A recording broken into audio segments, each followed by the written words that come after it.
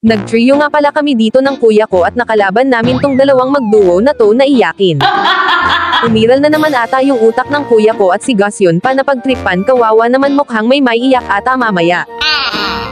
Nagulat ako sa ginawa ng Direct dito kasi siya na mismo lumapit sa kamatayan niya. Broken ka ba o sadyang lasing lang?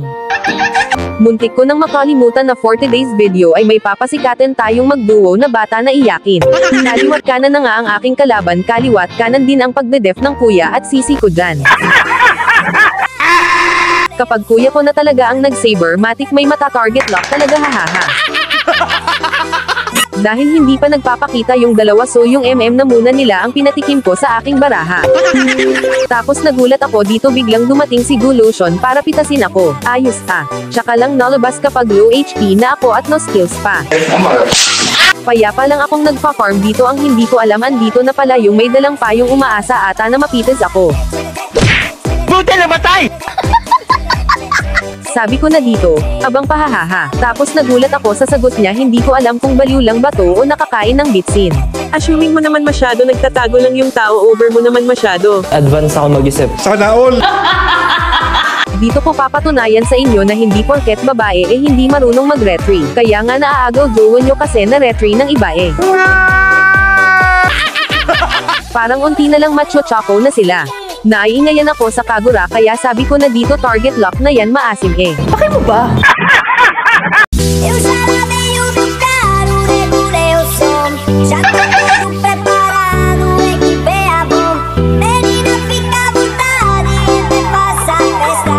Me liga mais tarde, vou adorar, vou dançar. Gata, me liga mais tarde, tem balada. Eu acredito com você na madrugada, dançar, pular, até o sol raiar. Gata, me liga mais tarde, tem balada. Eu acredito com você na madrugada, dançar, pular. Se hoje vai rolar.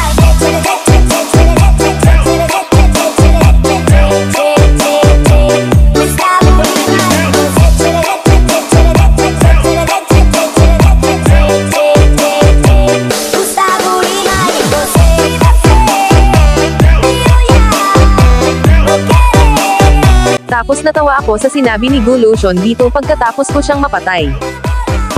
Sayang World Collector. Ako pa talaga sinabihan niya ng ganyan, siya nga yung wala nang ang skin, wala pang skills eh. Gaya na lang dito, umaasa pa talaga ni wala nga siyang damage. Ang dami pa nila pero mapapatay ko pa siya, o diba ang tanga. Ganyan talaga reason ng mga walang skin. Palamunin lang kasi sa kanila. Pag inggit pwedeng kumikit. Bakit kasi binabash yung mga skinner ng skins but no skills eh, buti nga kami may pambili at dito kami masaya eh, sadyang wala lang talaga kayong pera pambili kaya kayo ganyan. Tsaka hindi naman sa lahat ng oras panalo lagi eh, minsan talaga malas, minsan din swerte. Pero nga natatalo tayo pa, kayang feeling pro lang. Mas nakakahiya yung wala ka nang ang skin, wala ka pang skills.